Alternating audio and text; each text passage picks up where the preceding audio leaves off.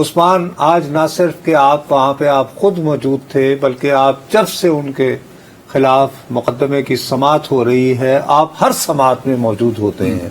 آپ ان کی body language بھی اچھی طرح اب تک سمجھ گئے ہیں. آپ ان کے لب و لہجے سے بھی بخوبی واقف ہو چکے ہیں. کیا آپ واقعی سمجھتے ہیں کہ آپ کو ان کے رویے میں آج کچھ لچک نظر آئی ہے؟ جی دیکھیں، چونکہ گزشتہ 3 سماعتوں سے ہم نے دیکھا کہ بانی پی ٹی آئی جو ہے ان کے رویے میں کافی زیادہ ہم نے تبدیلی دیکھی ہے، اور ان کے اس بیان کے بعد کیونکہ جو گزشتہ 3 سماعتیں ہیں اس میں ہم نے دیکھا کہ ان کے بہت زیادہ جھکاؤ جو ہے وہ مذاکرات کی طرف ہے، اور وہ یہ چاہتے ہیں کہ یہ مذاکرات ہو جائیں، اور اس پر انہوں نے اپنے جو پارٹی رہنما ہیں پارٹی رہنماؤں کو بھی یہ ہدایات دی ہیں کہ وہ فوج کے خلاف بیان بازی سے گریز کریں. تو یہ تاثر ہے کہ وہ چاہتے ہیں کہ اب مذاکرات ہو جانے چاہیے. وہ یہ چاہتے ہیں کہ ہمیں ملک کی بھی جو فکر ہے وہ بھی ہے، اور ہم چاہتے ہیں یہ مذاکرات ہو جائیں. تو میں نے آج ان سے دوسرا جو سوال کیا تو میں نے ان سے یہ کہا کہ آپ ملک کی جو صورتحال ہے اس کی آپ بات بھی کرتی ہیں، کیوں نہیں آپ بیٹھ کے ٹیبل ٹاک کرنے کے لیے تیار ہیں؟ اداروں کے اوپر آپ عدم اعتماد کرتے ہیں، سیاسی جماعتوں کے ساتھ آپ بات کرنے کے لیے تیار نہیں ہیں. جن کو آپ کہہ رہے ہیں کہ آپ اپنا نمائندہ مقرر کریں، ہم مذاکرات کرنے کے لیے تیار ہیں، وہ یہ کہتی ہیں کہ 9 مئی کے جو کردار ہیں ان کو معافی نہیں دی جائے گی. پھر آپ مطالبہ بھی کر رہے ہیں کہ معافی ہم سے مانگی جائے. تو آپ اس ساری صورتحال کے اندر خود کیوں نہیں معافی مانگ سکتے؟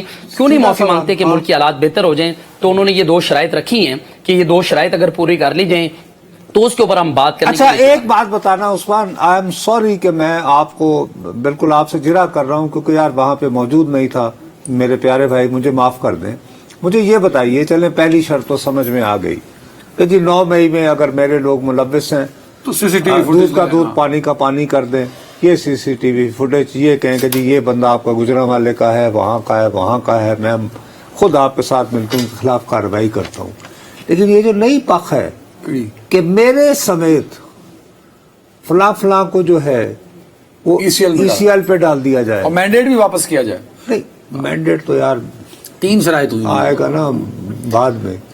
یہ اس کا کیا ECL پہ ڈال کے پھر کیا کریں؟ ان سب کا اچار ڈالنا ہے، ان کو میوزیم میں رکھنا ہے، کیا کرنا ہے؟ جی دیکھیں، میں نے اس معاملے پہ بھی آج بانی پی ٹی آئی سے یہ سوال کیا کہ جب آپ خود جیل میں ہیں تو نام ECL پہ ڈالنے سے کوئی فائدہ نہیں ہے. تو انہوں نے کہا کہ جس طرح کہ بنگلہ دیش کے حالات ہوئے ہیں اور ملک کے اندر کچھ بڑا ہونے جا رہا ہے، تو میں نے ان سے پوچھا کیا ٹھہریے عمران خان صاحب نے یہ کہا کہ جس طرح بنگلہ دیش کے حالات ہوئے ہیں ملک میں کچھ بڑا ہونے جا رہا ہے. ملک پاکستان میں یا بنگلہ دیش میں؟ جی اپنے پاکستان میں یار سیدھی سی بات ہے، بڑا اہم ہے یہ، وہ کیٹیگوریکلی کہہ رہے ہیں. جی بالکل، انہوں نے پاکستان کی بات کی ہے اور انہوں نے موازنہ کی ہے بنگلہ دیش کے حالات اور پاکستان کے حالات کے. انہوں نے کہا کہ بنگلہ دیش کے جو حالات ہو چکے ہیں اور ان حالات میں بھی انہوں نے کہا کہ حسینہ واجد جو ہے انہوں نے اپنے بڑے من پسند آرمی چیف کو منتخب کیا. تو میں نے ان سے سوال کیا کہ جس آرمی چیف کا آپ تذکرہ کر رہے ہیں وہاں پر تو جو سویلینز ہیں ان کے اوپر گولیاں چلائی گئی، ہمارے سانحہ 9 مئی میں تو اس طرح نہیں ہوا. انہوں نے کہا نہیں، ہمارے بھی 3 لوگ جو ہے وہ معذور ہوئے ہیں، ایک کی ٹانگ کاٹ دی گئی ہے، 16 شہید ہوئے ہیں اور 100 کے قریب زخمی ہوئے ہیں. میں نے پھر ان سے یہ سوال کیا کہ یہ جن لوگوں کی آپ بات بتا رہے ہیں 9 مئی کے باوجود، اتنا عرصہ گزرنے کے باوجود پاکستان تحریک انصاف نے ان زخمی افراد اور شہداء کی جو فہرست ہے وہ اب تک کیوں جاری نہیں کی؟ یہ رپورٹ کیوں نہیں ہوئے؟ ان کی FIR کہاں درج ہے؟ اس پر بانی پی ٹی آئی نے کہا کہ ان لوگوں کے اوپر بہت زیادہ دباؤ تھا، اس لیے ان کے مقدمات جو وہ درج نہیں ہو سکے. ملکی حالات کو انہوں نے اس لیے کہا کہ مجھ سمیت اور دیگر جو سیاسی جماعتوں کے رہنما ہیں ان کے نام ECL میں ڈالے جائیں.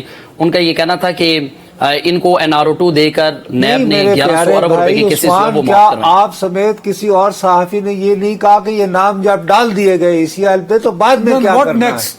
کیا ہوگا اس کے بعد؟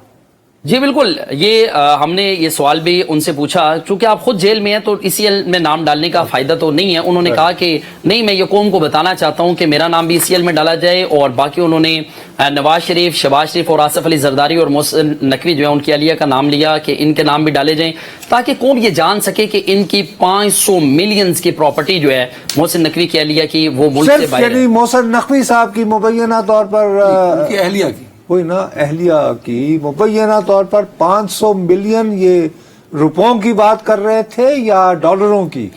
جی دیکھیں، انہوں نے ڈالرز کی بات کی ہے، 500 ملین $US کی پراپرٹی، ڈالرز کی. السلام علیکم جی عثمان بھائی. جی وعلیکم السلام سر، کیسے؟ اچھا بھائی عثمان، آپ جلدی سے بجائے اس کے کہ وقت ضائع کریں، آپ یہ یعنی بتائیے کہ کیا अहम बातें बिल्कुल जैसे यानी बुलेटिन के तौर पर जो इम्पोर्टेंट बातें जो ये आज उन्होंने आप लोगों से बात करते हुए कही है। जी बहुत शुक्रिया। चूंकि आज अडयाला जेल के अंदर 190 मिलियन पाउंड्स के अंडर रेफरेंस जो है वो आखिरी मराइल के अंदर दाखिल हो चुका है और बानी पीटीआई जो है वो उन्होंने साफियों से गैर रस्मी गुफ्तगू भी की है और 59 गवाहान थे नैब के, जिनमें से 10 गवाहान जो है उनको पहले जो है वो गिव अप कर लिया गया था।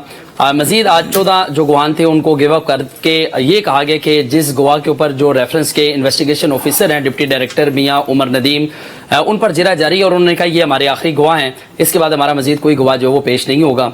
और इस पर बानी पीटीआई जो है वो साफियों के पास आए और आके उन्होंने गुफ्तगू की और सबसे पहली बात जो थी जो आज बहुत ज़्यादा अहमियत की हामिल भी है, बानी पीटीआई ने सानिया 9 मई पर मशरूत माफ़ी का जो है वो ऐलान कर दिया है। उन्होंने कहा कि हमारी 2 शराइत हैं, अगर ये शराइत पूरी कर दी जाए तो हम माफ़ी मांगने के लिए तैयार हैं। और शर्त नंबर 1 बताइए क्या है? जी देखें, पहली शर्त ये है, उनका ये कहना है कि सानिया 9 मई में अगर हमारे कोई कारकुनान जो है वो मुलविस थे तो उनकी सीसीटीवी फुटेज जो है वो सामने आनी चाहिए और अगर सीसीटीवी फुटेज सामने आ जाती है और उसमें जो मुक्तदरा के सबसे ताकतवर हल्के हैं जो ये कहती हैं कि सानिया 9 मई में पाकिस्तान तहरीक इंसाफ का हाथ है, अगर वो सीसीटीवी फुटेज सामने ले आए और फुटेज में ये नजर आ जाए कि ये जलाओ गिराओ करने वाले और अहम तनसीबात पर हमले करने वाले और पुरतशद्दुद मुजाहरे करने वाले कारकुनान जो हैं ये पाकिस्तान तहरीक इंसाफ के हैं, तो मैं उनको न सिर्फ पार्टी से निकालूंगा बल्कि उनको खुद सजा भी दिलवाऊंगा और ये मुतालबा भी करूंगा कि उनको कानून के मुताबिक जो वो सजा दी जाए। और अगर इस सारे मामले के ऊपर अगर फौज हमसे बात नहीं करना चाहती तो हम फौज से बात नहीं करेंगे, लेकिन उसके साथ उन्होंने ये भी कहा कि हम फॉर्म 47 की जो हुकूमत है उससे भी बात नहीं करेंगे। मजीद उन्होंने चोरी के भी इल्जाम लगाए। उन्होंने कहा कि जो सानिया 9 मई की सीसीटीवी फुटेजेस हैं, जिनके पास ये सीसीटीवी फुटेजेस मौजूद हैं, वही सानिया 9 मई के जिम्मेदारान भी हैं। हमारे इस पुरअमन मुजाहरे को पुरतशद्दुद मुजाहरे के अंदर जो वो तब्दील किया गया। उन्होंने कहा अगर ये सीसीटीवी फुटेज सामने आ जाती है और फुटेज में अगर ये साबित हो जाता है कि वो कारकुनान हमारे थे तो मैं सानिया 9 मई पर माफ़ी मांगने के लिए तैयार हूँ। अगर ऐसा नहीं होता तो ये फिर हमसे माफ़ी मांगे क्योंकि जुल्म हमारे साथ हुआ है और हम ये चाहते हैं कि हमें इंसाफ। अच्छा ये बताइए, चलें ये तो होगी पहली शर्त, बुनियादी बात ये कही कि जी सीसीटीवी जो है वो 2 शर्त, दूसरी क्या? दूसरी शर्त क्या है? जी देखें, दूसरी शर्त उन्होंने ये आयत की है कि हमारा जो चोरी किया हुआ मैंडेट है वो फौरी वापस किया जाए और मुल्क के अंदर साफ शफाफ इंतखाबात करवाए जाएं। लेकिन उससे पहले एक ज़रूरी ये चीज़ है कि मुझ समेत यानी बानी पीटीआई ने अपना कहा कि मेरे समेत आसिफ अली जरदारी, नवाज शरीफ, शहबाज शरीफ और मोहसिन नकवी की जो अहलियाँ हैं इनके नाम इसी एल के अंदर जो वो डाले जाएं क्योंकि इनकी बैरून मुल्क जायदादें मौजूद हैं और उसमें बहुत सारी रिपोर्ट्स जो है वो मंजर आम पर आ चुकी है। और ये उन्होंने 2 बड़े मुतालबात सामने रखे हैं